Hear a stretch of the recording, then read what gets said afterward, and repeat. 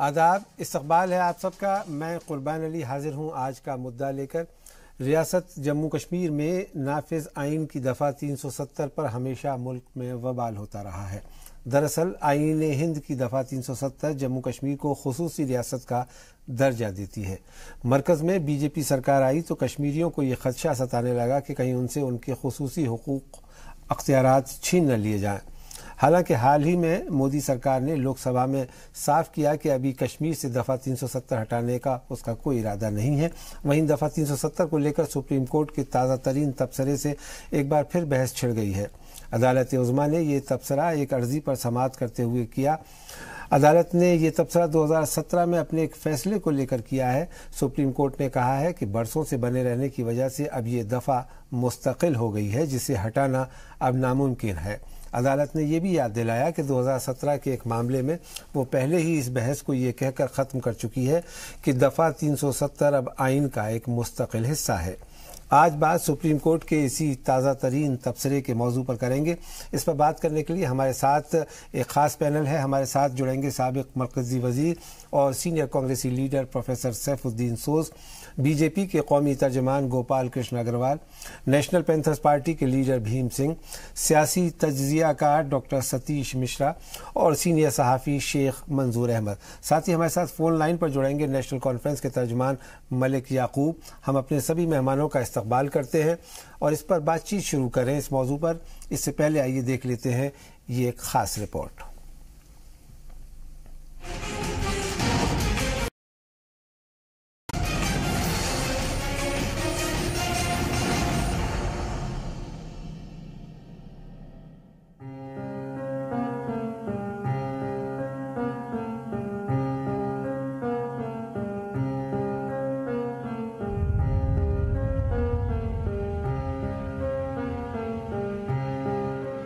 दफा 370 पर जस्टिस आदर्श के गोयल और जस्टिस आरिफ नरीमन की बेंच ने यह अहम तबसरा विजय लक्ष्मी झा की पिटीशन पर समाअत करते हुए किया। पिटीशन में कहा गया था कि दफा 370 एक आर्जी प्रोविजन के तहत लाई गई थी, जिसे 26 जनवरी 1957 को जम्मू कश्मीर कानून साज असेंबली के साथ खत्म हो जाना चाहिए था। पिटीशन में यह भी कहा गया था कि जम्मू कश्मीर का आइन बेकार, गैर मुअस्सर और हिंदुस्तानी आइन की खिलाफ वर्जी है। लेकिन अदालत उज़्मा ने इस पर साफ कहा कि बरसों से बने रहने की वजह से अब ये दफा मुस्तकिल हो गई है, जिसे हटाना नामुमकिन है।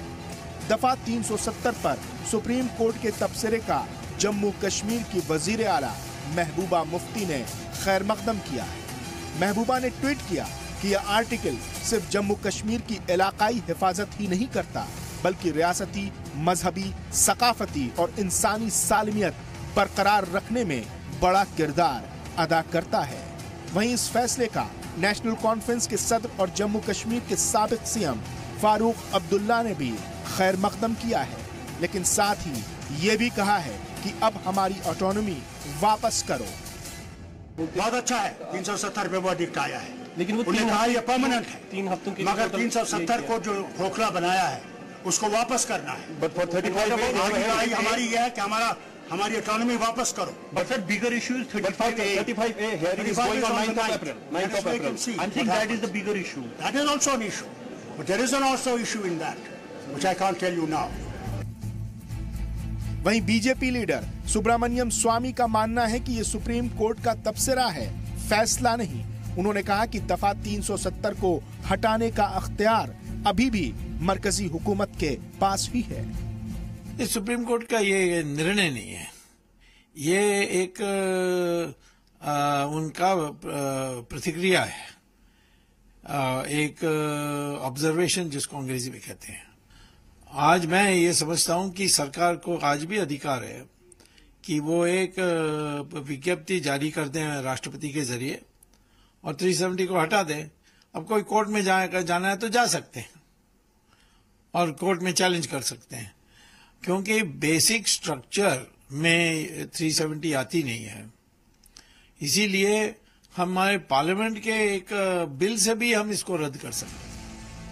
वाज़ेह हो कि इससे पहले 11 अप्रैल 2017 में दिल्ली हाई कोर्ट ने भी विजय लक्ष्मी झा की इससे मुताल्लिक अर्जी को खारिज किया था।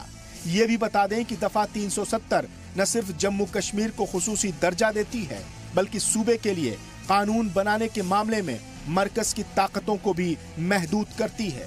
इस पर काफी वक्त से बहस होती रही है और इसे हटाना मरकज की बीजेपी हुकूमत के अहम मुद्दों में से एक रहा है। ब्यूरो रिपोर्ट, जी सलाम।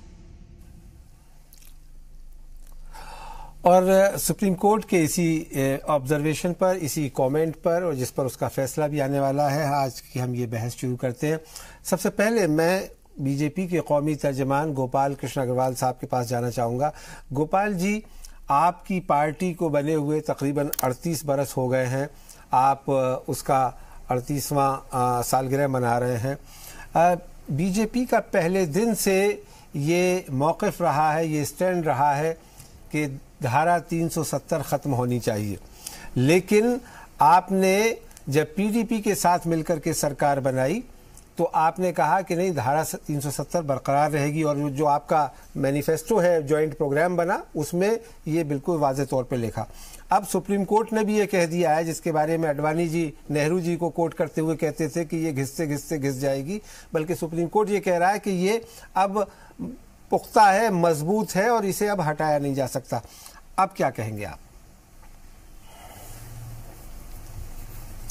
देखिए, बात तो स्पष्ट आ रही है कि जो इतने सालों में जो हम कहते थे कि नेहरू जी ने कहा कि घिसते घिसते घिस जाएगी, वो कुछ नहीं हुई। जो केंद्र सरकार की या प्रदेश सरकार की नीतियां थी, उसने कोई काम ऐसा नहीं किया कि उसका इंटीग्रेशन और स्ट्रांगली नेशनल पॉलिटिक्स में हो। जो एलिनेशन किसी भी तरह का हो रहा था, उनमें चाहे कश्मीरी पंडितों का पलायन हो, या वहाँ पे आतंकवाद का पनपना हो, या वहाँ पे जो वहाँ के जो युवाओं का जो एक अलगाववाद की तरफ जो कहीं झुकाव है, तो उन सब में उसका कारण क्या था कि जिस तरह का इंटीग्रेटेड डेवलपमेंट होना चाहिए था, जिस तरह का वहाँ पे आर्थिक विकास होना चाहिए था, जिस तरह की भावनाओं को वहाँ पे पनपने देना चाहिए था, वह कहीं ना कहीं जो कश्मीर के लिए जो हमारी नीतियां थी, वह उसमें फेलियर स्पष्ट रूप से आता था। और यह जो शुरू से आप देखिए कि जो नेहरू जी की फेलियर ऑफ पॉलिसीज को अगर हम देखें, गोपाल जी, तो गोपाल जी, यही सबसे बड़ी पॉलिसी फेलियर। आप इतिहास और भूगोल में मत जाइए, मैं आपसे सिर्फ ये पूछ रहा हूँ कि इस वक्त अब आपकी पार्टी का धारा 370 पर क्या स्टैंड है, और क्या आप सुप्रीम कोर्ट की बात को मानेंगे?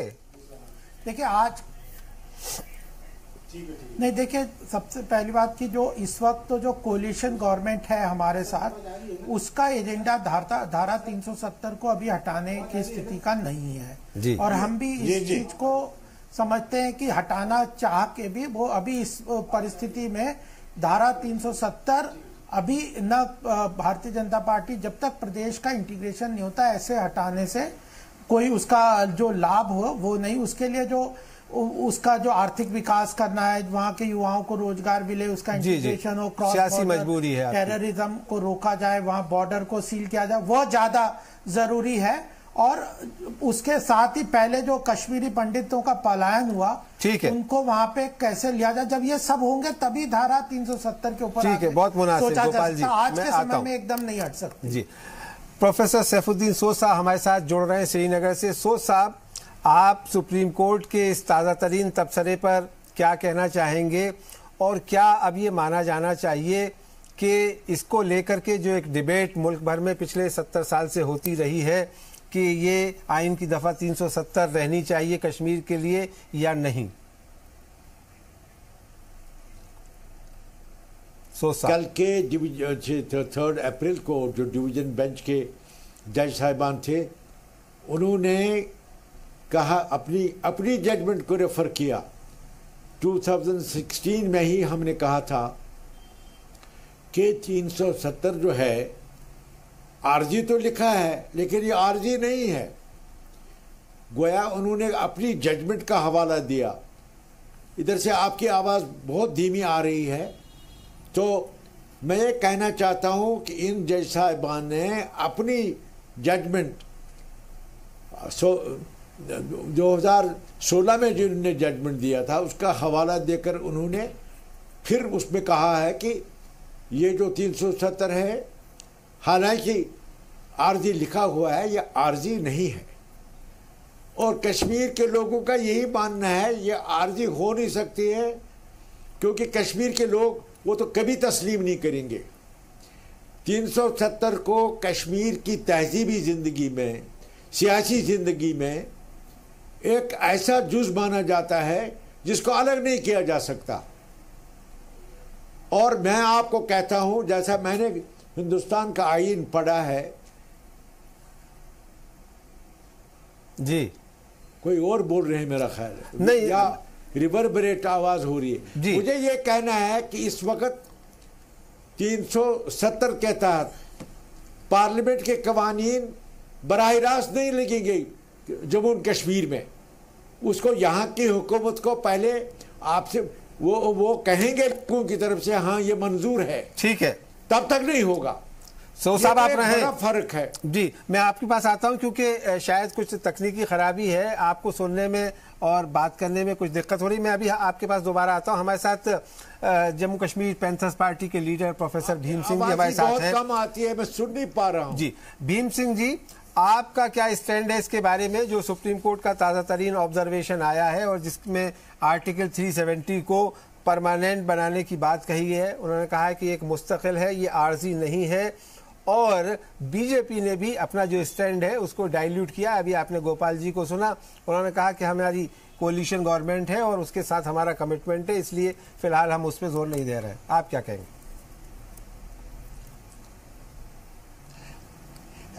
हम बचपन से, जब मैं 5वीं क्लास में पढ़ता था 1953,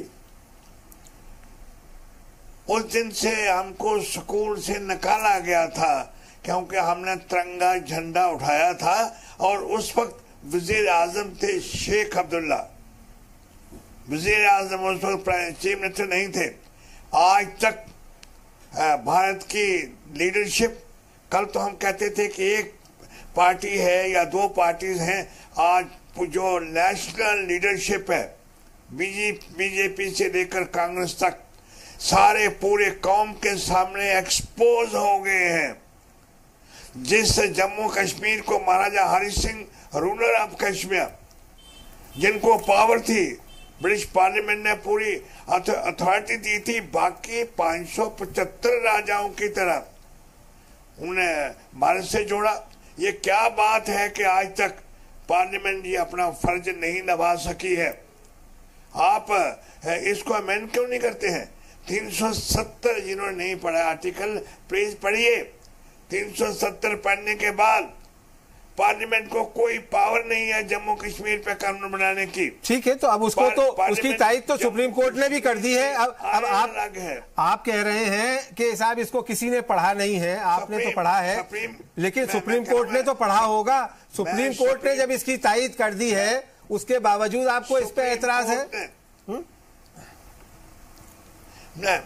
इससे कोई दो जजों का कहना कोई मायने नहीं रखता है। अच्छा, सुप्रीम कोर्ट का ये दावा नहीं है, इसको एक्सप्लॉइट किया गया, उभारा गया। इसका दो जजों ने सुप्रीम कोर्ट में कहा है। अब आप सियासी बयान दे रहे हैं भीम सिंह जी, आप रहे भीम सिंह जी, मैं आता हूं आपके पास में। इस वक्त हमारे साथ फोन लाइन पर नेशनल कॉन्फ्रेंस के तर्जुमान मलिक याकूब साहब जुड़ गए। मलिक याकूब साहब, खैर मकदम है आपका प्रोग्राम में। अब ये जो सुप्रीम कोर्ट का ताज़ा तरीन ऑब्जर्वेशन आया है, जिसको कि कहा जा रहा है कि उसका एक तरह से फैसला है और अभी 9 अप्रैल को इसमें सुनवाई है, उसके बाद 3 हफ्ते में। आप भीम सिंह जी रहिए, मैं आता हूं आपके पास में। मैंने आपको पूरा वक्त दिया है, मैं आपको दोबारा वक्त दूंगा, आप अपनी बात कहिएगा। लेकिन मेरे साथ दूसरे मेहमान भी हैं, मैं उनके पास भी जाना चाहूंगा। तो याकूब साहब, आपका इसके बारे में क्या स्टैंड है?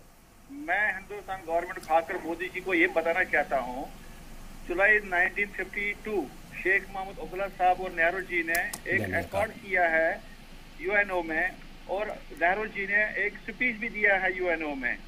और इनको पता, मोदी जी को ये पता होना चाहिए कि कश्मीर, जम्मू कश्मीर का अपना आईन भी है, अपना फ्लैग भी है। कोई भी हुकूमत हिंदुस्तान की हो, चाहे कांग्रेस की गवर्नमेंट हो चाहे बीजेपी गवर्नमेंट हो, 370 को कोई खत्म नहीं कर सकता है। सिर्फ ये जमाई खर्चा है और ये सिर्फ सियासी जंग है वोट बटाने के लिए। ये बीजेपी की हमेशा ये रही है, कभी गाय का मुद्दा, कभी उनका बाबरी मस्जिद का मुद्दा। तो लिहाजा ये तो कोई खत्म कर ही नहीं सकता है, चाहे कुछ भी हो, क्योंकि हमारा जो अपना स्पेशल स्टेटस है जम्मू कश्मीर का वो भी उन्होंने खत्म किया है, वो भी इन्होंने पामाल किया है। और लिहाजा ये चीजें इनको बंद करना चाहिए कि ये हमारा जो ठीक है। आप वेलकम करते हैं, आपके लीडर फारूक अब्दुल्ला साहब ने भी इसको वेलकम किया। आप बने रहें। याकूब साहब मैं दोबारा आऊंगा आपके पास में। सतीश मिश्रा साहब, आप तो सीनियर पॉलिटिकल एनालिस्ट हैं, तज्जियाकार हैं, सहाफ़ी भी एक लंबे अरसे से हैं। ये जो मसला है, और अभी भीम सिंह साहब जिसके बारे में इशारा कर रहे थे और सोच साहब ने उसका बैकग्राउंड बताया, आप क्या समझते हैं कि ये सुप्रीम कोर्ट का फैसला सही है, या जैसा सुब्रमण्यम स्वामी साहब कह रहे थे कि नहीं इसको तो ख़त्म कर देना चाहिए क्योंकि ये जो है बेसिक स्ट्रक्चर नहीं है हमारे आइन का, कॉन्स्टिट्यूशन? देखिए, ऐसा है कि पहली बात ये है कि ये सियासी मुद्दा बनाने की कोशिश बराबर चली है। सियासी मुद्दा पहले, आज बीजेपी की बात आप कर रहे हैं, इससे पहले जब भारतीय जनसंघ होता था तब भी उन्होंने सियासी मुद्दा बनाया हुआ था। हर मैनिफेस्टो में, हर चुनाव से पहले ये वायदा करते हैं कि 370 को हटा दिया जाना चाहिए। देखिए, कुल मिलाकर हम अगर लार्जर पर्सपेक्टिव में भी देखें कि जो जिसको फेडरल प्रिंसिपल कहते हैं, उसमें भी 370 का खैर मकदम होना चाहिए कि हमने जो वायदा किया उनको, और 370 का एक प्रोविजन दिया, और जिसको कि पूरा अधिकार दिए जाते हैं, जिनको हकूक मिलता है पूरे स्टेट को, उसको खत्म करने का क्या सवाल उठता है सिवाय सियासी मुद्दा उठाना। अब देखिए, सुप्रीम कोर्ट ने सिर्फ इतना किया है कि कहा है कि ये परमानेंट पार्ट है, टेम्पररी नहीं है, और इसको हटाना नामुमकिन है। देखिए, ऑब्जर्वेशन नहीं है, वो अपने ही जजमेंट को रेफर कर रहे हैं और कह रहे हैं कि देखिए ये जजमेंट हो चुका है। ठीक। शेख मंजूर अहमद साहब, आपका ताल्लुक भी रियासत जम्मू कश्मीर से है और आप एक काफ़ी तवील अरसे से दिल्ली में रह रहे हैं, सीनियर सहाफ़ी हैं। आप इस पूरे मामले को किस नज़रिए से देखते हैं? देखिए, जो सुप्रीम कोर्ट ने कल ऑब्जर्वेशंस दिए है वो वेलकम मूव है। इस वजह से, हालांकि ऑब्जर्वेशंस ये है, फाइनल जजमेंट तो नहीं है, लेकिन मुझे लगता है इसका इम्पैक्ट ज़रूर फाइनल वर्डिक्ट में आ जाएगा। सबसे बड़ी बात जो है, जो 370 है, it has been amended 48 times through presidential orders. तकरीबन खोखला हो गया है। जो लोग कहते हैं कोई सेंट्रल लॉ नहीं है वहां पर, वो शायद इसको मिसलीड करना चाहते हैं। दूसरी बात, बीजेपी का भी आप देखिए ये आलम है, जब उनको पॉलिटिकल पावर चाहिए तो उस वक्त वो कहते हैं let us keep it under the carpet. उस वक्त उनको ये प्रायोरिटी नहीं बनती है। वाजपेयी जी की गवर्नमेंट में भी ये 3 चीजें आई थी जिसमें 370 एक मसला था। उस वक्त उन्होंने कहा इसको हम टच नहीं करेंगे। जब एजेंडा ऑफ गवर्नेंस पीडीपी के साथ आया उस वक्त भी ये कहते हैं। इसका मतलब है ये लोग भी सीरियस नहीं है और उनको भी पता है इसकी कॉन्स्टिट्यूशनल वैलिडिटी बहुत अहम है। और सबसे बड़ी जो बात है जिस पर मुझे सबसे बड़ा दुख होता है, ये सिर्फ जम्मू कश्मीर ही नहीं, नॉर्थ ईस्टर्न स्टेट्स को भी अंडर 371A बहुत सारे प्रिविलेजेस मिलते हैं, प्रोटेक्शन उनके इंटरेस्ट होते हैं, उनका कल्चरल आइडेंटिटी उससे बच जाती है। उसके अलावा अगर आप देखेंगे आंध्र प्रदेश, तेलंगाना जो स्टेट्स है, उनमें भी कुछ ऐसे प्रोविजन है जहां उनको लोकल की चीजों में कुछ प्रोटेक्शन मिलती है। अब दूसरे ये बीजेपी साहब कहते हैं कि हमें उसमें नेशनल इंटीग्रेशन में इसमें दुविधा आ रही है। इनको बताइए ये जो मिलिटेंसी ये 90 से शुरू हुई है, उससे पहले जम्मू कश्मीर में प्रॉस्पेरिटी थी। तकरीबन 10 लाख लोग, 10 लाख टूरिस्ट आते थे। अगर उस वक्त कोई प्रॉब्लम नहीं थी, उसके बाद भी इसका इरोजन न सिर्फ बीजेपी, इसके अलावा कांग्रेस ने भी कंटिन्यूसली किया। अब जरूरत यह है लोगों को वहां के लिए एटलीस्ट उनको कॉन्फिडेंस दिलाने के लिए इनको तमाम सियासी पार्टियों को ये उनको एश्योरेंस देनी चाहिए कि ये बहुत अहम है, इसको परमानेंट जो स्टेटस है उसका मेंटेन किया जाए, और अगर जो कुछ उसमें अमेंडमेंट्स की जाए उनको खत्म करके जो रिस्टोर किया जाए इसकी ओरिजिनल जो।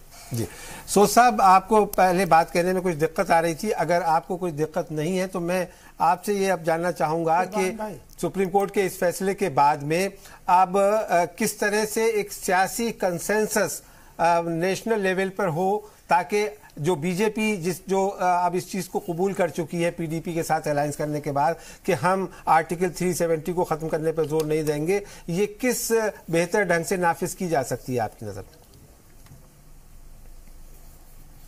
सुनिए, कुर्बान अली साहब वो अपना कंसेंसस बनाते रहें कि आप मुझसे पूछते हैं, मैं सैफुद्दीन सोल श्रीनगर से हूं। जी जी जी, आप ही से बात कर रहा हूं, आप अपनी बात पूरी करें। अच्छा, मुझसे पूछते हैं तो मैं आपको दटोक अल्फाज में ये बताना चाहता हूं, वो कंसेंसस बनाएं दिल्ली में या ना बनाएं, जो जम्मू कश्मीर के लोग हैं, खास तौर कश्मीर के लोग हैं, वो 370 में कोई तरमीम नहीं मानेंगे, बल्कि ये जो गवर्नमेंट हमारी है ये अब लिखे सेंटर को, बीजेपी गवर्नमेंट को, कि अब आप पार्लियामेंट में जाकर तरमीम कीजिए ताकि टेम्पररी और ट्रांजिटरी का लफ्ज खत्म हो जाए। मेरे नज़दीक, कश्मीर के नज़दीक ये मामला ऐसे है कि 370 को हटाएंगे तो हम अलग हो जाएंगे, हिंदुस्तान का हिस्सा नहीं रहेंगे। ये दरअसल ब्रिज है, ये एक पुल है 370, जिसके जरिए से मरकजी कवानीन यहां नाफिज हो सकते हैं अगर यहां के लोग मानेंगे तो। जी मैं आता हूं, इसलिए मेरा कहना यह है जी, वो कुछ भी करे, आरएसएस करे, बीजेपी करे, कश्मीर के लोगों का ये दावा है और इसकी दलील है 370 जो है ये मुस्तकिल चीज है।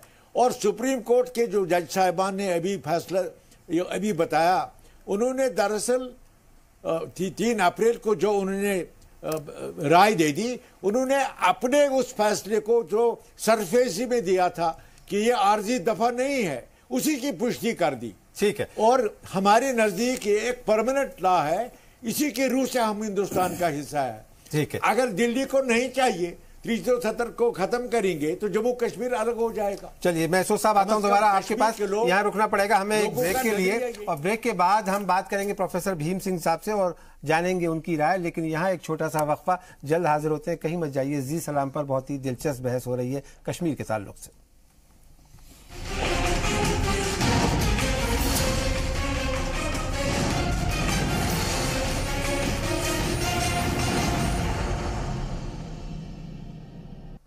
ब्रेक के बाद एक बार फिर आप सबका खैर मकदम है।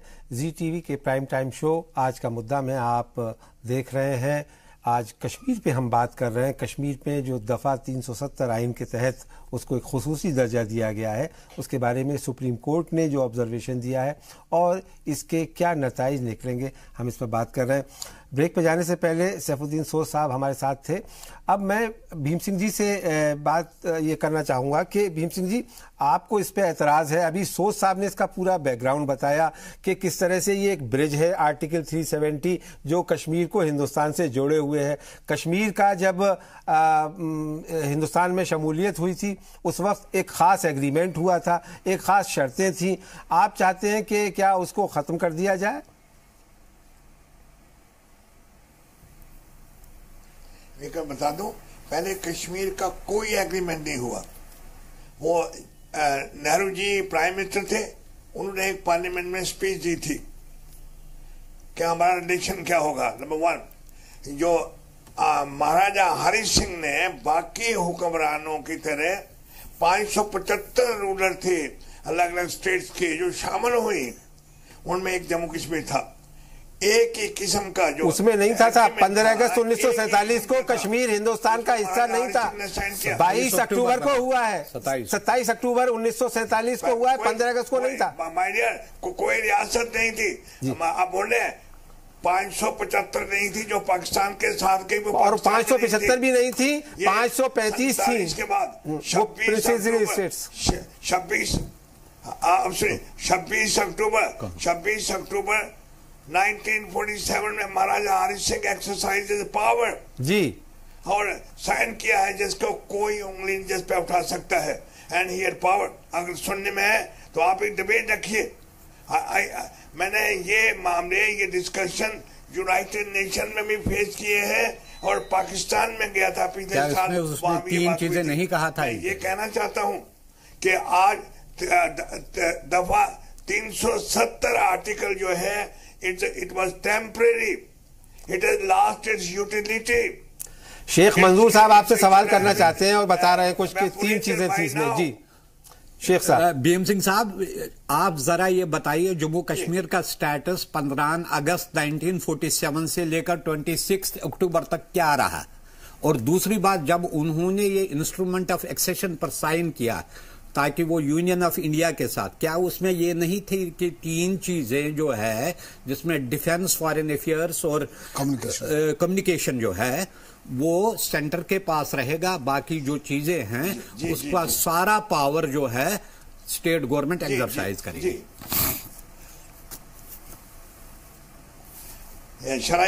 मैं बताऊं आपको, हाँ बताइए। कितने प्रिंसेस थे? 576 प्रिंसेस। आप हमें सिर्फ जम्मू का अलग मामला है, कश्मीर का मामला अलग है। सब एक नहीं थे, सब एक नहीं थे, कश्मीर का मामला बिल्कुल अलग है। क्या आप एक ही, आज मैं कहता हूं आई कैन चैलेंज यू, ये मामला सुप्रीम कोर्ट में भी बहस हुई है। ये मैं किसी भी अदारे में ब्रिंग द डॉक्यूमेंट, सिर्फ नारे देने से, खोखली बातें करने से बातियों की जम्मू कश्मीर हिंदुस्तान के साथ इसी तरह जुड़ा जिस तरह राजस्थान की स्टेट जुड़ी नहीं, ये गलत। अब ये तो आप तारीख के साथ में भी नाइंसाफी कर रहे हैं। नहीं, एक तो 575 नहीं था, 535 प्रिंसिपली स्टेट्स थी जो 15 अगस्त 1947 से पहले यूनियन ऑफ इंडिया का हिस्सा हो गई थी। 75 नहीं, बिल्कुल नहीं। और उसमें जूनागढ़, हैदराबाद और कश्मीर, ये तीनों चीजें बाद में आई हैं, तो इसलिए आप फैक्ट्स को आप मत कीजिए। जी, यूनियन ऑफ इंडिया बना जी, यूनियन ऑफ इंडिया 26 जनवरी 1950 को बना। जी गोपाल जी, मैं आता हूं आपके पास में। भीम सिंह जी, आप अपने बीजेपी स्पोक्समैन गोपाल अग्रवाल साहब कुछ कहना चाह रहे हो, पहले उनको सुन लेते हैं। जी गोपाल जी। देखिए, पहली बात मैं ये कहना चाहता हूं कि जब ये सुब्रमण्यम स्वामी जी की बात से हम एग्री करते हैं कि ये ऑब्जर्वेशन है, और ये ऑब्जर्वेशन किस बात पे है? ये ऑब्जर्वेशन इस बात पे है कि जो फाइल किया गया था एप्लीकेशन, उस पे उन्होंने कहा कि ये ऑटोमेटिक जो इरोड एंड करोड हो जाएगी, ऑटोमेटिक नहीं होगी, इस बात के ऊपर है। लेकिन ये हट सकती है या नहीं हट सकती, इसके ऊपर सुप्रीम कोर्ट का फैसला भी आना। दूसरी बात क्या है कि अगर कोई कानून के तहत कोई चीज है तो पार्लियामेंट उन कानूनों को बदल सकते हैं। बहुत मुनासिब बात है, लेकिन मैं सिर्फ आपसे ये जानना चाह रहा था, जिसका आपने जवाब पहले भी नहीं दिया और अभी भी नहीं दे रहे हैं आप, कि क्या बीजेपी चाहती है धारा 370 हटाना या नहीं चाहती है? हाँ, हम चाहते धारा 370 हटाना, तो और हमारा मैनिफेस्टो में है, क्योंकि हम मानते हैं कि धारा, सुनिए धारा 370 बीजेपी के लिए, दोनों के लिए इलेक्शन। एक मिनट जी गोपाल जी।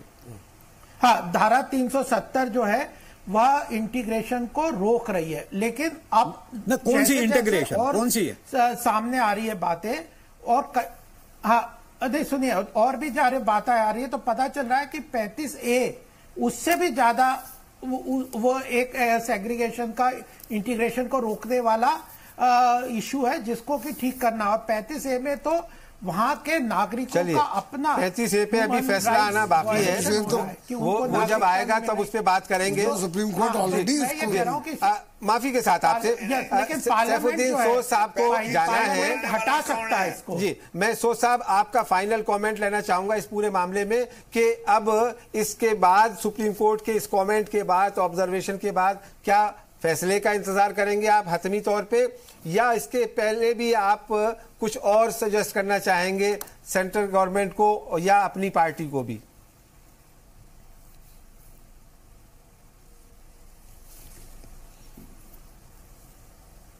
सोच साहब। क्लियर नहीं। मुझसे पूछ रहे हैं? मैं जी आपसे सवाल। कुर्बान अली साहब मुझसे पूछ रहे हैं? जी हाँ। ये तो मैं देखिए, मैं आपको खुल के बताऊंगा, ये आरएसएस का, असल में आरएसएस इस मुल्क के लिए बहुत बड़ा प्रॉब्लम है और बीजेपी को भी वही जंजीर है पांव में। तो ये लोग, इनको मालूम है कि 370 को हटाया नहीं जा सकता किसी कीमत पर, लेकिन गैलरी के लिए बोलते हैं, वोट बटोरने के लिए बोलते हैं। मैं आपको कहता हूं, चैलेंज से कहता हूं, अगर सुप्रीम कोर्ट का अभी 3 अप्रैल को अपने फैसले की पुष्टि नहीं की भी होती तो भी हमारे लिए 370 एक अटल चीज है, किसी की ताकत नहीं है इसको हटाना। और कश्मीर का बुनियादी नुक्ता इस पर यह है, 370 हट गया तो इलाहाक हट गया, को भी नहीं है। If 370 is revoked, we shall not be part of Union of India. 575 स्टेटों का इलाका हट सकता है। ये जबरदस्ती नहीं हो सकती है। इलाहाक आर्जी था और कश्मीर का डिस्प्यूट है अभी, इसलिए डिस्प्यूट को खत्म करना है। मगर मीनवाइल कोई डिस्प्यूट इज टोटली रॉन्ग, कोई ताकत हटा नहीं सकती। There is no dispute. और इसीलिए कश्मीर की आवाज हमारी जमीन पर एक हट गया। सोच साहब को बोल लेने दीजिए। भीम सिंह जी, मेरी आपसे दरख्वास्त है कि सोच साहब को बोल लेने दीजिए, मैं आपको भी मौका दूंगा। कुल का काम देता है 370। पार्लियामेंट का कोई कानून यहाँ नाफिज नहीं हो सकता। और इसी पुल से इस रियासत की हुकूमत को पूछा जाता है लोगों की तरफ से, क्या आपको कबूल है? जब तक ये रियासत कबूल नहीं करती, मरकज का कोई कानून, पार्लियामेंट का कोई कानून यहाँ नाफिज नहीं हो सकता। और 370 एक ब्रिज है उसके लिए। ठीक है, ये उनको समझना चाहिए। अब गोपाल अग्रवाल साहब, आपकी इत्तला के लिए और भीम सिंह जी आपकी इत्तला जी के लिए मैं ये बताना चाहूंगा कि minister of state home affairs हैं हंसराज गंगाराम अहीर साहब, उन्होंने लोकसभा में ये बयान दिया है कि हमारा आर्टिकल 370 को हटाने का कोई इरादा नहीं है, कोई इरादा नहीं है। गोपाल जी, क्या अब भी आप ये कहेंगे, क्योंकि 2014 में आपकी पार्टी के मैनिफेस्टो का ये हिस्सा था और अब आपकी गवर्नमेंट ये कह रही है, क्या ये डबल स्पीक और डबल स्टैंडर्ड नहीं है आपके? नहीं, देखिए, हम जब ये कहते हैं आज की डेट पे हम नहीं मान रहे कि ये ऑटोमेटिक हट जाएगा और सरकार अभी कोई कानून नहीं ला रही। ये इसके लिए कानून लाना पड़ेगा पार्लियामेंट में, उसके तहत ही ये हट सकता है ऑटोमेटिक। हम जब ये कहते हैं कि ये ऑटोमेटिक हटने की, ये नेहरू जी ने पार्लियामेंट को और देश को मिसलीड किया है इस बात के लिए 370 को प्रॉमिस कर दिया। नेहरू जी ने तो मिसलीड किया, लेकिन आप भी क्या मिसलीड नहीं कर रहे हैं कि 2014 के मैनिफेस्टो में आप कहते हैं कि हम खत्म करेंगे और अब कह रहे हैं आप कि हम रखेंगे। जब पीडीपी के साथ आप सरकार बनाते हैं तो आप कहते हैं कि नहीं, आर्टिकल 370 रहना बहुत जरूरी है। नहीं, इसीलिए तो अहीर साहब ने यही तो क्लियर किया है, minister of state home affairs ने, कि अभी सरकार का पार्लियामेंट में कोई कानून लाने का वो नहीं है, क्योंकि डबल स्टैंडर्ड आप कर, हम तो स्ट्रेट स्टैंडर्ड ले रहे हैं, हम कहाँ डबल स्टैंडर्ड ले रहे हैं? अभी कहाँ कह रहे हैं आज के समय में 370 अभी कानून से पार्लियामेंट में अभी इस समय स्थिति नहीं है और ऑटोमेटिक में नहीं हट सकता। ठीक है, ठीक है जी। भीम सिंह जी कुछ कह रहे हैं? यहाँ पे कहने से थोड़ी हट जाएगा। भीम सिंह जी कैसे हट जाएगा? आपको क्या एतराज है इनकी पीडीपी से दोस्ती पर? इसके लिए या तो प्रदेश केंद्र सरकार को कानून लाना पड़ेगा पार्लियामेंट में, वो अभी नहीं ला रहे पार्लियामेंट। जी भीम सिंह जी, मैं एक बात कहना चाहता हूँ। हेलो जी कहिए। बहुत सिंपल है, पार्लियामेंट को हमने कॉन्स्टिट्यूशन में पार्लियामेंट को पावर ही नहीं दी है।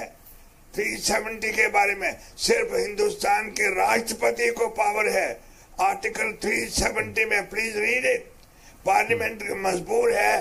पार्लियामेंट का ये पूछना चाहता हूँ कांग्रेस या एनसी को कि जब पार्लियामेंट के मेंबर का कोई रोल ही नहीं है पार्लियामेंट में, तो ये ठीक है, चलिए आपका सवाल हो गया, आप रहिए, मैं आता हूँ। सतीश जी के लिए तो आप भीम सिंह जी से इत्तेफाक करते हैं कि क्या पार्लियामेंट को इख्तियारात नहीं है 370 हटाने या रखने का? देखिए, ऐसा है कि कुछ प्रोविजंस ऐसे होते हैं कॉन्स्टिट्यूशन में जिनके बारे में बहस ही बेकार है।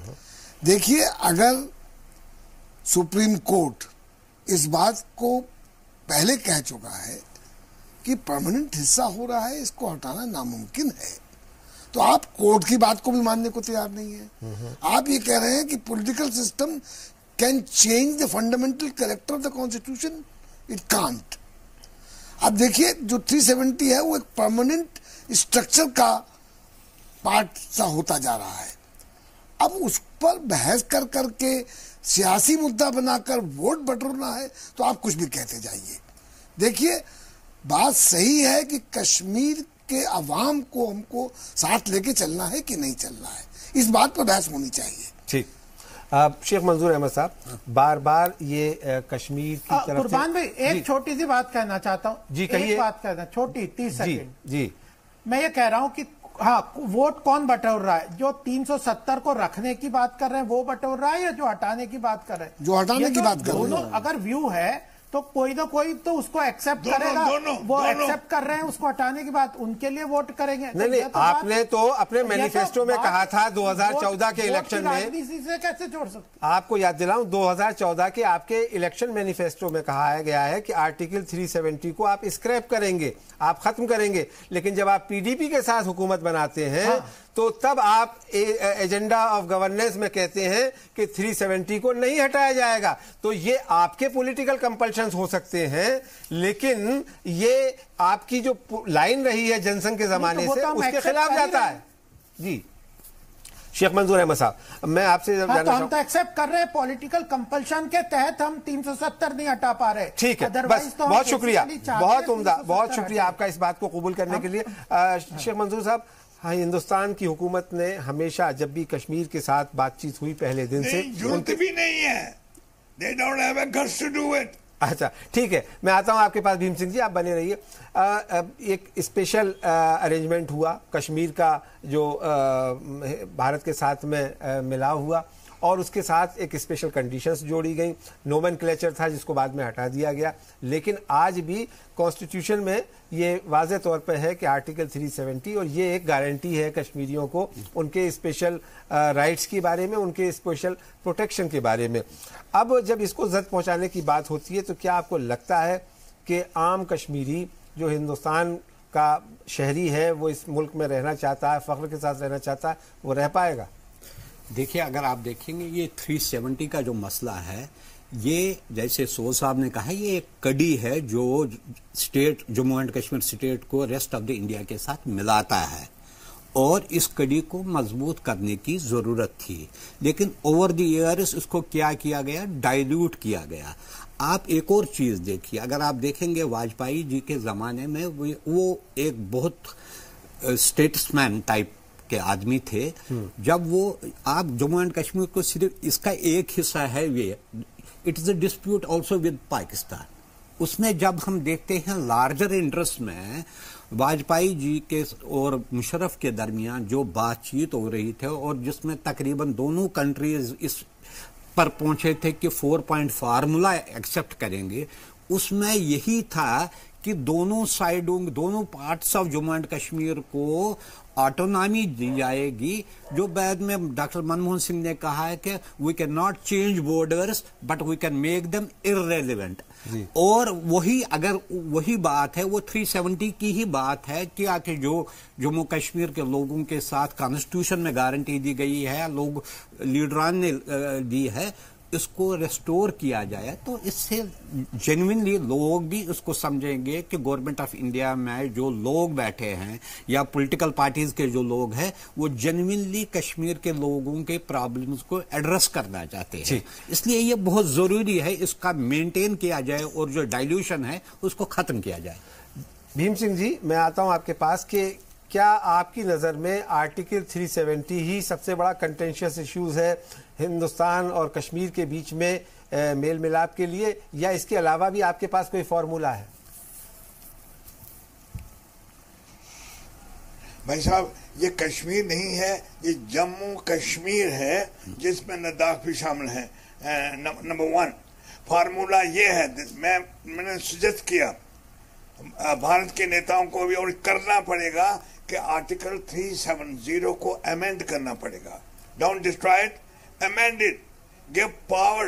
आप पार्लियामेंट को पावर देनी पड़ेगी टू लेजिस्लेट इन जो हमारे सेंट्रल लॉज हैं जो जम्मू कश्मीर पे लागू नहीं है उनके लिए। नंबर 1, जम्मू एंड कश्मीर एक ही स्टेट है, जहां चैप्टर 3 में जो फंडामेंटल राइट्स हैं हमें नहीं है।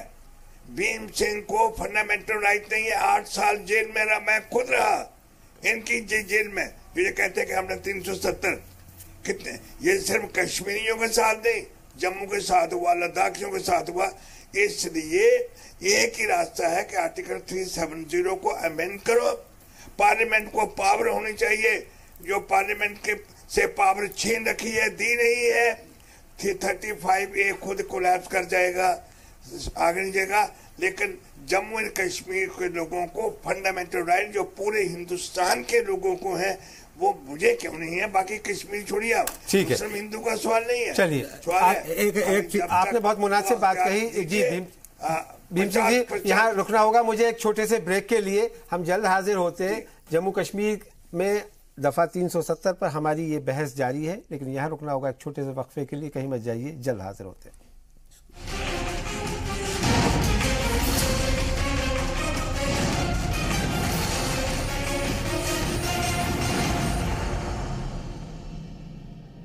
एक बार फिर आप सबका खैर मकदम है नाज़रीन। आप देख रहे हैं जी सलाम का प्राइम टाइम शो आज का मुद्दा, और उसमें हम बात कर रहे हैं दफ़ा 370 पर, जो कि कश्मीर को खुसूसी इख्तियारात देती है और जिसके बारे में सुप्रीम कोर्ट ने कहा है कि ये कोई आर्जी दफ़ा नहीं है, ये एक मुस्तकिल तौर पे इसको समझा जाना चाहिए कि ये आइन का हिस्सा है। ब्रेक पे जाने से पहले professor Bhim Singh, panthers party के नेता, बता रहे थे कि इस दफ़ा 370 को स्क्रैप करने की ज़रूरत नहीं, इसको ख़त्म करने की ज़रूरत नहीं, बल्कि इसमें अमेंडमेंट की ज़रूरत है, ताकि बकौल उनके कश्मीरियों को और ज़्यादा इख्तियारात मिल सके, जो बकौल उनके अभी तक नहीं है। शेख मंजूर अहमद साहब, आप उस वक्त भीम सिंह जी से कुछ सवाल पूछना चाह रहे थे, अब आप पूछ सकते हैं। भीम सिंह साहब हमारे बड़े बुजुर्ग नेता है और हमारे साथ बहुत रहे हैं, अच्छे ताल्लुक। लेकिन मेरा एक सवाल है भीम सिंह जी, हम शायद, मुझे याद है आज से 10-12 साल पहले आपने सरदार अब्दुल कयूम खान और दूसरे जो लीडर्स हैं अक्रॉस कश्मीर के, उनको इनवाइट किया और इस वक्त एक इंट्रा कश्मीर डायलॉग शुरू किया, ताकि जो कश्मीर का मसला लार्जर इशू है इसको हल किया जाए। उसमें आप यहां तक भी गए कि इसको मिलाने की भी जरूरत है, और जो ऑटोनॉमी दोनों साइडों में नहीं मिल रही है उसको रेस्टोर करने की भी जरूरत है। आज मैं देख रहा हूं कि आज टोटल 180 डिग्री शिफ्ट है आपके इस अप्रोच में, क्या हुआ है इस दौरान? भीम सिंह जी, आपसे सवाल। मैं आज करूं, कोई शिफ्ट नहीं है। मैं आज भी तीसरी कॉन्फ्रेंस, इंटरस्टेट कॉन्फ्रेंस पीओके के पास जो हमारा इलाका है, जिसको महाराजा ने अपने इलाके में, अपने दस्तखत में उसे इंक्लूड किया था। नंबर 1। नंबर 2, आज भी हम पीओके के जो लीडरशिप है या जम्मू कश्मीर की लीडरशिप है, मैं फिर एक बार इनको इकट्ठा करके एक स्टेज पे लाना चाहते हैं, क्योंकि हम अमन चाहते हैं। हम जंग, जम्मू कश्मीर के लोग ना उधर ना इधर जंग नहीं चाहते हैं।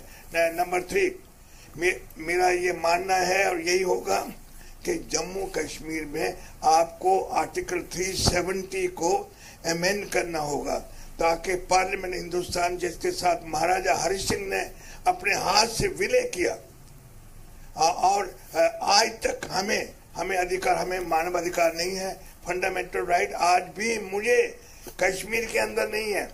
ये हिंदू मुसलमान का सवाल नहीं है, बुद्धिस्ट का सवाल नहीं है। जब तक जम्मू कश्मीर के लोगों को आप फंडामेंटल राइट नहीं देंगे। ठीक है, आप अपनी बात को रिपीट कर रहे हैं, आपने शेख साहब की सवाल का जवाब नहीं दिया। जी गोपाल अग्रवाल साहब, मैं आपसे जानना चाहूंगा कि जो भीम सिंह जी कह रहे हैं, क्या आप उनकी इस राय से इत्तेफाक करते हैं कि आर्टिकल 370 में जो अमेंडमेंट वो चाहते हैं, आपकी पार्टी इसे कबूल करेगी, और क्या इसके लिए पार्लियामेंट में कोई बिल लाएगी? देखिए, आपने एक महत्वपूर्ण बात इससे पहले कही थी कि क्या 370 ये एक समस्या है कश्मीर की, और भी कुछ है। तो हम ये मानते हैं कि 370 अकेली समस्या नहीं है, यह भी समस्या के समाधान का एक हिस्सा हो सकता है, लेकिन केवल हटाने से कश्मीर की समस्या का समाधान हो जाएगा, वह नहीं है। कश्मीर की समस्या के लिए बेसिकली यह जो उनके भी ध्यान में आना चाहिए कि जो राइट टू सेल्फ डिटर्मिनेशन की जो बात करते हैं, जो नेहरू जी ने चलते हुए एक रेडियो में अनाउंस कर दिया कि यूनाइटेड नेशंस को जाएंगे और राइट टू सेल्फ डिटर्मिनेशन की बात को कहा, वह कहीं कैबिनेट से पास नहीं हुई थी जहां तक मेरी बात है। तो वह अपने आप में वह प्रॉमिस उनका व्यक्तिगत हो सकता है या उसका कोई कॉन्स्टिट्यूशनल कितनी वैलिडिटी है, इसको देखना है। दूसरा, कश्मीर की बात को, यह जो कई लोग वहां पे यह सोचते हैं कि जो एसेशन है कश्मीर का भारत के साथ विलय है, वह पूर्ण नहीं हुआ। यह भी बात लोगों के मन में गलत फहमी है। कॉन्स्टिट्यूशनली कश्मीर का विलय भारत के साथ से पूर्ण तरह से हो गया है। जब यह दो बातें पूरी तरह से स्टैब्लिश हो जाती है तो जो ऑटोनॉमी की बात आती है, ऑटोनॉमी तो हमारे यहाँ फेडरल स्ट्रक्चर में कॉन्करेंट लिस्ट और का जो स्टेट और सेंटर की लिस्ट के अंदर कॉन्स्टिट्यूशन ने काफी चीजों में स्टेट को ऑटोनॉमी दी हुई है, लेकिन उसका ओवरव्यू सेंटर को मिलता है। तो ऑटोनॉमी उसी के अंदर हो सकती है। धारा 370 की ऑटोनॉमी देश के हित में लॉन्ग टर्म में नहीं है, इसको हटना चाहिए। लेकिन उसके अंदर भी जो कुछ ह्यूमन राइट्स वायलेशन हो रहे हैं वहां पे, जो वहां के लोगों को वोटिंग राइट नहीं दे रहे, उनके प्रॉपर्टी के, महिला अगर बाहर शादी कर लेगी तो उसके प्रॉपर्टी राइट खत्म हो जाएंगे। यह सब चीजें भी बहुत बड़ी बात है जो इंटीग्रेशन को रोक रही है। आपने अपनी बात कह दी। मैं सतीश जी आपसे जानना चाहूंगा कि अभी शेख मंजूर अहमद साहब ने इसका सॉल्यूशन, शादी करने से खत्म नहीं होते। ठीक है भीम सिंह जी, अभी हम इस डिबेट को आगे चलाएं कि मैं आपसे सतीश जी जानना चाहूंगा कि अभी शेख मंजूर अहमद साहब ने वाजपेयी जी का जिक्र किया, जिन्होंने कश्मीर जाने के बाद बहैसियत वजीर आजम वहां कहा था कि साहब मैं बहुत ही दर्दमंदाना अपील की थी कि जमहूरियत, इंसानियत और कश्मीरियत के दायरे में जो भी बात होगी उसको मैं करने के लिए तैयार हूँ। आज गोपाल अग्रवाल साहब पंडित नेहरू को तो नहीं मानते, लेकिन मुझे यकीन है कि वो अटल बिहारी वाजपेयी जी को ज़रूर मानते होंगे। उनकी मुराद क्या थी और किस तरह से जो कश्मीर और हिंदुस्तान के बीच में एक तफरका हो गया है उसको कैसे ख़त्म किया जा सकता? देखिए, सबसे बड़ी बात यह है जी कि जो भी प्रॉब्लम्स हैं, जो भी बात कह रहे हैं कि वहां एक फर्क आना शुरू हुआ है, इसको खत्म करने की जरूरत है। और उसमें जो सबसे बड़ी बात वाजपेयी जी ने कही थी, कश्मीरियत। जब तक आप कश्मीरियत और उनको ये एहसास नहीं दिलाते हैं कि वो हिंदुस्तान उनके बारे में उतनी ही फिक्र करता है जितना कि वो चाहते हैं। और देखिए, बात यह है कि 370, जैसा कि कहा सोच साहब ने भी कहा, दूसरे लोगों ने भी कहा, सचमुच एक पुल है कश्मीर और हिंदुस्तान के बीच। देखिए, आप किसी भी कौम को जबरदस्ती अपने साथ नहीं रख सकते।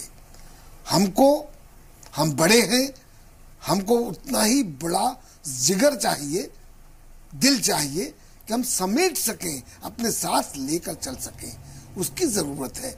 हम किन मुद्दों को में फंसे हुए हैं, हम अवाम को साथ नहीं लेके चल सकते। और वाजपेयी जी इस बात को समझते थे, इसीलिए वाजपेयी जी ने जमहूरियत, कश्मीरियत की बात की थी। और वही एक फ्रेमवर्क हो सकता है जिसमें न खाली कश्मीर, नॉर्थ ईस्ट को भी ऐसे ही साथ शामिल किया जा सकता है। बहुत से ऐसे इलाके हैं जहां लोगों के दर्द हैं, और जब तक वहां आग लगाना वापस जब तक बीजेपी की, जब तक सेंट्रल सरकार सबको साथ लेके नहीं चल सकती तो ठीक। हिंदुस्तान शेख मंजूर अहमद साहब, मुझे इस वक्त साबिक वजीर आजम चंद्रशेखर का एक जुमला याद आ रहा है। जब पंजाब प्रॉब्लम थी उस वक्त उन्होंने कहा था कि जब लोगों के दिल टूट जाते हैं तो मुल्क टूट जाया करते हैं। और ये हमने देखा कि जब पाकिस्तान टूटा और बांग्लादेश बना, कि जो एक मुल्क, एक मजहब, एक ज़बान के नाम पर, एक कौम के नाम पर बना, उसको टूटने में 25 बरस नहीं लगे। इसी ज़मीन में, जैसा अभी सतीश भाई कह रहे थे, आपको क्या लगता है कि किस तरह के हीलिंग टच की ज़रूरत है आज कश्मीरियों को अपने साथ गले लगाने में और उन्हें ये यकीन दिलाने में कि वो हिंदुस्तान के उसी तरह से शहरी हैं जैसे दूसरी रियासतों में या दूसरे राज्यों में? देखिए, सबसे बड़ी बात जो है, जो एलिनेशन कहाँ से शुरू हुई है, अभी जो बीजेपी के, इसको ज़रा बताइए। अभी हम जब 2002 में इलेक्शंस हुए, पहली बार हुकूमत ने कहा ये फ्री एंड फेयर इलेक्शन हुआ। उससे पहले जैसे हम कोई लोग ही नहीं थे वहाँ के रहने वाले, थ्रू बैलेट पेपर का इस्तेमाल किया जाता था और जिसको गवर्नमेंट ऑफ इंडिया चाहती थी उसी को वहां पर इंस्टॉल किया जा रहा था। ये डिनायल ऑफ जो राइट्स है ओवर द ईयर्स और डिकेड्स जो हुआ है, इससे टोटल एलिनेशन हुई है। अभी अगर एक और जो बात में कहना, मसलन यही जो हिज़्बुल मुजाहिदीन के जो लीडर है सलाहुद्दीन, उसने इलेक्शन लड़ा, इलेक्शन में तकरीबन उसको डिक्लेयर भी किया जीता है 160 वोटों से, फिर उसको बंद किया गया। इससे जो एलिनेशन है, जहां आप लोगों को अपना वोट एक्सरसाइज करने का राइट भी नहीं देते हैं, फिर आप एक्सपेक्ट कर रहे हैं कि वो नाराज ना रहे। क्यों ना रहे? आप देखिए कश्मीर में जो कोई भी है, तब तक जब तक उसके साथ प्यार मोहब्बत, उसको कॉन्फिडेंस में नहीं लोगे, जो उसके political with in the framework of Indian constitution जो इसके पॉलिटिकल एस्पिरेशंस है, उनको एड्रेस नहीं करोगे तो ये कैसे मुमकिन है? इसमें मैं दो बातें कहना चाहता हूँ। एक देखिए, वाजपेयी जी की जो बड़ी अचीवमेंट जम्मू कश्मीर के बारे में रही, एक तो उन्होंने पाकिस्तान के साथ किया था 2003 में सीज फायर एग्रीमेंट, और ये एग्रीमेंट 2012 तक एक गोली नहीं सरहद पर चली। दूसरा, उन्होंने श्रीनगर मुजफ्फराबाद रोड सड़क छोड़ी, जिससे लोगों को ये लग रहा था कि ऐसे लीडर है जो जेन्युइनली इस मसले को एड्रेस करने की कोशिश कर रहे हैं। बदकिस्मती से उनका पावर भी गया और उसके बाद जो हालात हुए वो भी साजगार नहीं रहे। बजाय उसके एजेंडे को आगे लेना चाहे था, उसको पीछे धकेल दे रहे हैं और फिर वही राग अलापते हैं कि 370 को खत्म करो। जी, तो आपकी राय में 370 का रहना जरूरी है? ये जरूरी है जी, दिस इज द लिंक, इसमें कोई दो राय नहीं है। 1 मिनट का वक्त है मेरे पास, आपका फाइनल आखिरी कमेंट कि आप कश्मीर का क्या मुस्तकबिल देखते हैं और आर्टिकल 370 को किस तरह से बेहतर और मुस्तहकम बनाया जा सकता है?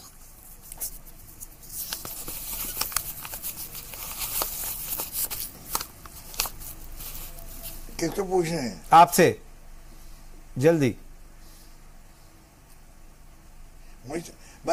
एक रास्ता है कि जम्मू कश्मीर को रीऑर्गेनाइज किया जाए। बात तो कश्मीर की चलती रही, वहां जम्मू है, लद्दाख है, पीओके है, वो भी हमारा है। जम्मू कश्मीर को चाहिए, पार्लियामेंट कर सकती है, रीऑर्गेनाइज करो, कन्फेडरेशन बनाई जाए, कश्मीर जम्मू लद्दाख की कन्फेडरेशन। और जिस दिन पीओ का बड़ा इलाका हमारे साथ आएगा उसे भी हम एक्सेप्ट कर लेंगे।